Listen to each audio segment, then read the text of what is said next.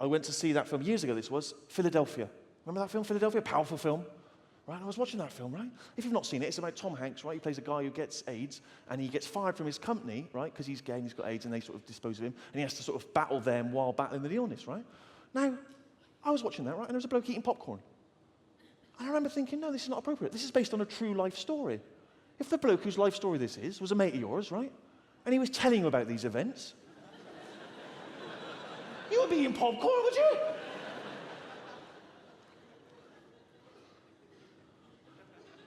Dave, I've got a bit of, got some pretty heavy news, actually. Firstly, I should tell you I'm gay. And, I've got AIDS.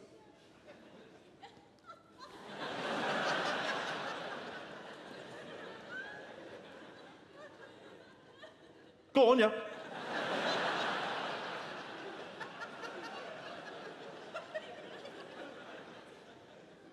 Well,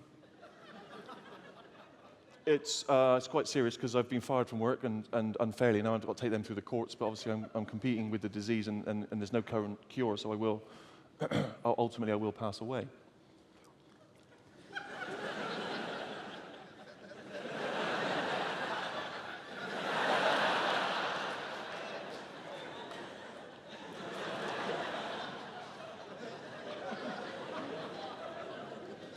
Is there anything in there? Yeah. Oh, bummer. The situation, not you, sorry. Not appropriate. Eat before you come out, people, please. See if you think this is stingy, ladies, all right?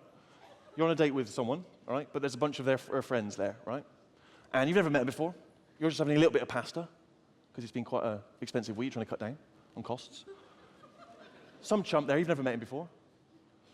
He's having 3 courses, right? End of the meal, the bill comes. This bloke just goes, let's just split the bill. No, let's not split the bill. Let's get the bill over. Let's work out exactly how much each one of us owes, all right? Easily done.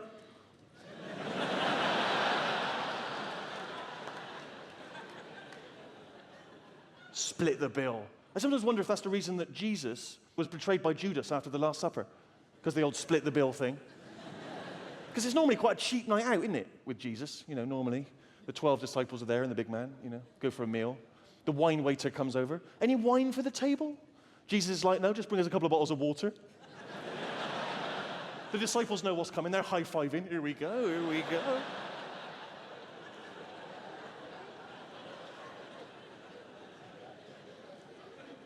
Suddenly it's the Last Supper, so Jesus is going crazy, obviously, having a massive blowout, like the end of a holiday, you know, surf and turf, the whole thing. Then he's whinging on, after tonight one of you betray me for 30 pieces of silver. Judas looking at the bill, thinking, we're going to need to, look at this, who had the scallops? This is mental. Jesus is like, let's just split the bill. All the other disciples are agreeing, yeah, just sucking up to the big man. Let's just split the bill, Jesus, yeah. Particularly Matthew, Mark, Luke, and John, who are feeling a bit flush because they just signed a lucrative book deal.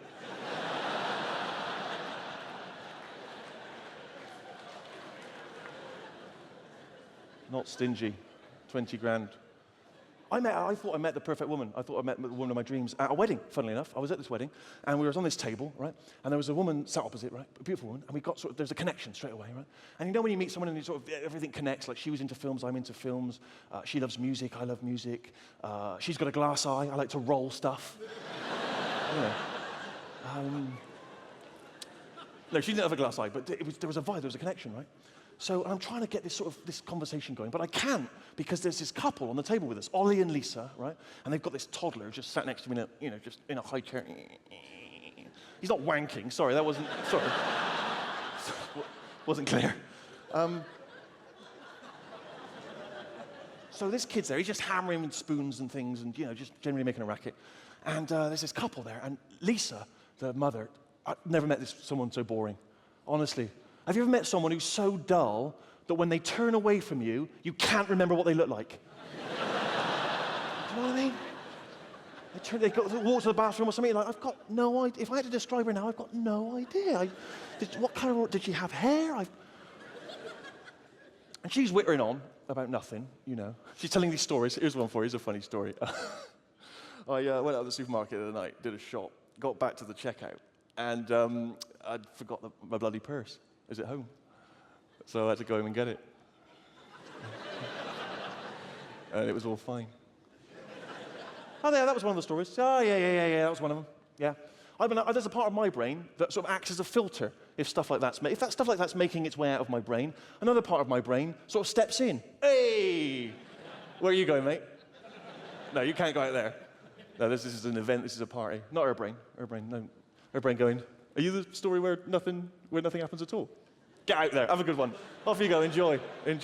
What are you? I'm 20 minutes of bullshit about how hard it is to get a kid into a school. Oh, brilliant! Dynamite. Off you go. So she's whittering on, right? Her husband, Ollie, pipes up, quite posh. He just points at me like that. He says, do I recognise you from somewhere? I thought, here we go, because I thought this is a good way to show off to this girl that I fancy. You know? I said, well, possibly. I wrote a sitcom called The Office. He went, Office. Oh, yeah.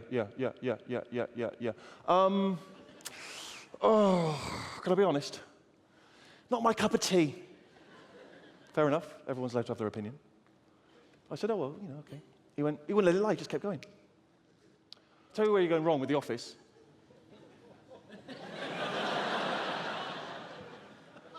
Interesting, hear him out. Tell you where you're going wrong with The Office. Not much story. I'm thinking, yeah, because you know about fucking story because you're married to bloody Charles Dickens here. But you don't say anything because it's a wedding, isn't it? So you don't say anything. So he wouldn't let it lie, he just keeps going. He went, did I see you interviewed once on the 6 o'clock news? Were you interviewed on the 6 o'clock news for writing a sitcom? Seems a bit much, mate. Interviewed on the 6 o'clock news for writing a sitcom seems a bit much, mate. Now, you know when you say something and you intend it to be amusing, but it comes out mean? Well, I said to him, well, at least I've been on the 6 o'clock news.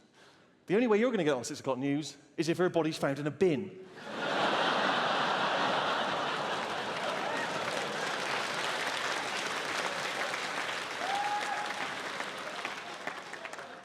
Bit much at a wedding, if I'm honest. Bit much